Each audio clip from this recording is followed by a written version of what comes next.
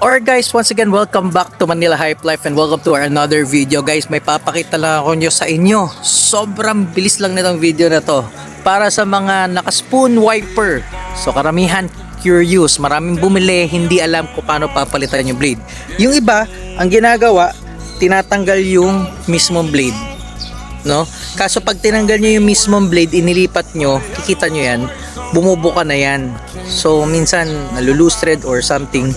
So minsan madali masira. Pero hindi nyo kailangan. Pwede nyo palitan tong buo without sacrificing yung without converting, no, o masacrifice yung wiper. So papakita ko sa inyo ito, natanggal na namin. Kasi kung makikita nyo, butas yan, di ba? At the same time, may tornilyo yan. May tornilyo yan dun sa loob. So ito yung nut. Yung nut nito roscas lang siya. Okay? So since roscas lang siya, ito napalitan na namin. Kita nyo?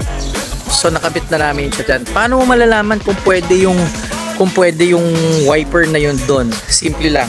Bili kayo ng Bosch Advantage. Yung Bosch Advantage, makikita ninyo, ito yun. Kita nyo kung magkano? 279 pesos lang. So ngayon, makikita ninyo yan. Ito yung luma. Pakita ko ulit sa inyo.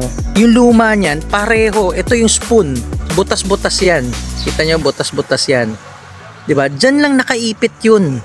Yung nut, tapos yung parang washer niya na may roscas, nakaipit lang yan dyan. So, pag binili ninyo, ito na yung napalitan namin na isang side. Oh, ayan. Yun. Kita nyo?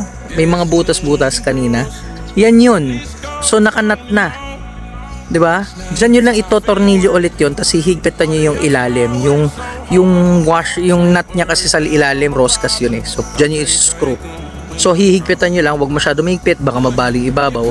So ayan na, napalitan na. Simple lang, simple. Kaya wag nyo itapon, hindi nyo kailangan mag-convert at magbutas pa. Yun na yun. So ito lang ang kailangan ninyo. Bosch Advantage, palitan nyo lang. Tapos ayan na ulit siya.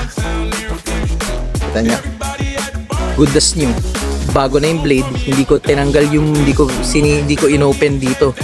So at the same time, firm na firm pa rin siya. Pareho ng brand new. Nilipat ko lang yung spoon badge. So ayun, so sa mga hindi nakakailam, ayan na yung mga solusyon. Yung mga gusto na problema, paano papalitan yung mga blade, Bosch lang. Alright? So again, thank you for watching Manila Hype Life. I hope you guys enjoyed this video and please like and subscribe and always remember to drive it right.